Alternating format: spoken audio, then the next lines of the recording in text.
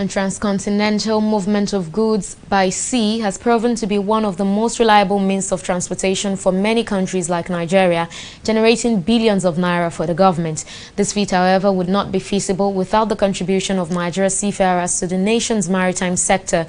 To celebrate this effort, the Nigerian Maritime Administration and Safety Agency, NIMASA, is commemorating this year's Day of the Seafarer. Our correspondent, Simisola was at an event held in Lagos, and she files in this report. This might be a commemoration ceremony for seafarers, but the theme for this year's commemoration clearly states their demands: a fair future for seafarers. What we want is to see zero tolerance to any attack. We should stand boldly and say today 1 year we have never seen one attack, or we can record only 1 or 2 attacks in our own territorial water. Once we didn't do that, we still have a long way to go, and we have to tell ourselves the truth. So it's one of the challenges. The issue of maritime insecurity is a big challenge. Then thirdly, it has to do with the fleet expansion. There's no how you can develop shipping without fleet. So if you cannot expand your fleet, then where do you go? Beyond salary increment and improved welfare, seafarers are often threatened by safety and security challenges. To this end, the Director General and CEO of NIMASA, Bashir Jamo, thanked the federal government for preferring solutions through the Deep Blue project. Nigeria championed the issue of shared Gulf of Guinea, and Nigeria will decide to champion that. And that was done by NIMASA and the Nigerian Navy.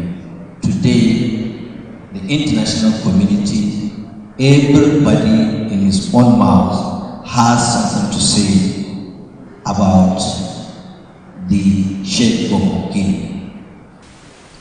In addition to that, we continue to invest largely on the issue of human element, that is the human capacity building. We have gone so far, we train not less than 2,500. Nigeria has the capacity to provide employment for trade seafarers, those who serve their competence, and to remove the element of frustration which they are having today. The issue of continuous training is very key here, because technology is coming into place. If you see there was a competence about 20 years ago, you are no more competent today. Austin Makama, speaking on behalf of the Minister of Transportation, Rotimi Amechi, said the gains made through the contributions of the seafarers, especially during the COVID-19 pandemic lockdown, cannot be overemphasized. Most seafarers that were sick and could not easily access medical help, even though the United Nations had recommendations of the IMO the United Nations, from the recommendations of the IMO, declared the seafarers essential workers and urged every nation of the world to treat them as such.